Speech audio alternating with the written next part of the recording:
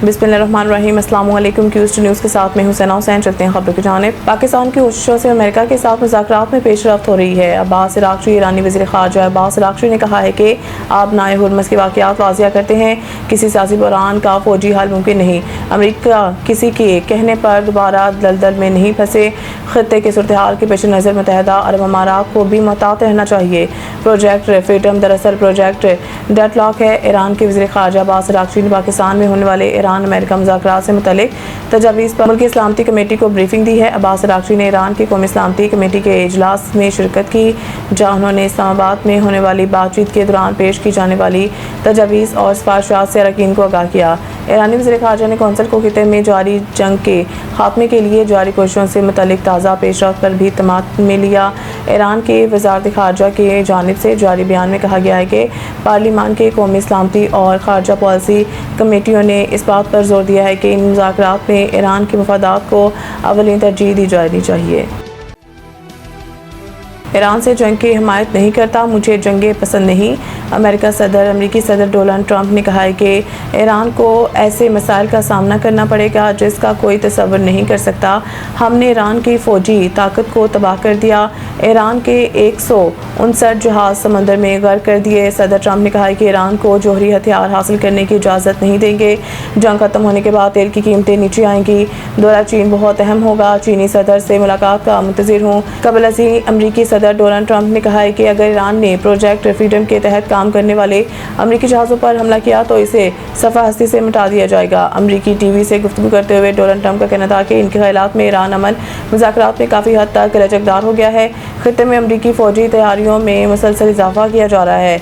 हमारे पास पहले से कहीं ज़्यादा आला मेयार का असला और गोला बारूद है।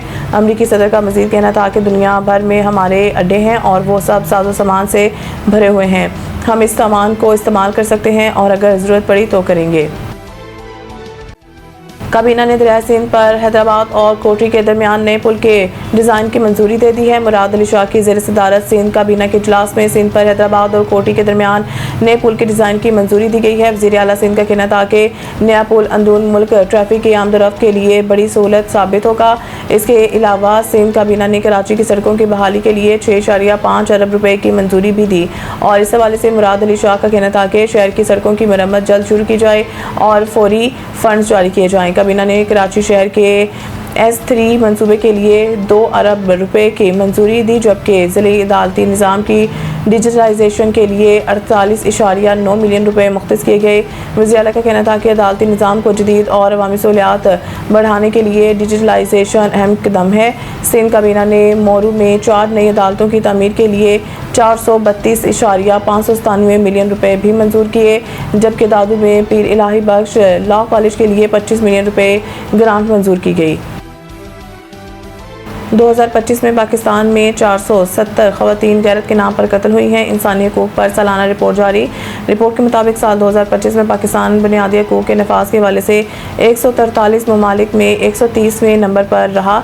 सज़ाए मौत की शरह में भी इजाफा हुआ।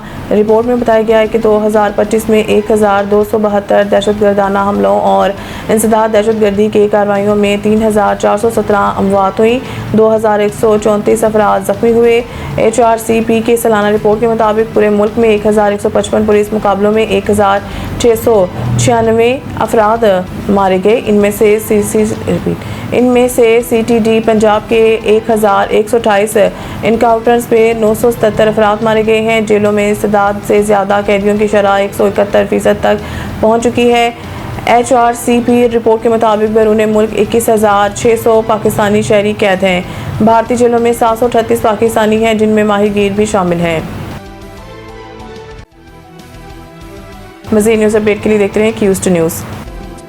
सईद इंटरनेशनल हस्पताल, मियारी इलाज, जदीद सहूलियात और बेहतरीन निगहदाश्त सब एक ही जगह। Saeed international hospital, modern, affordable, compassionate health care in the heart of G11 Islamabad. 0331 111 0675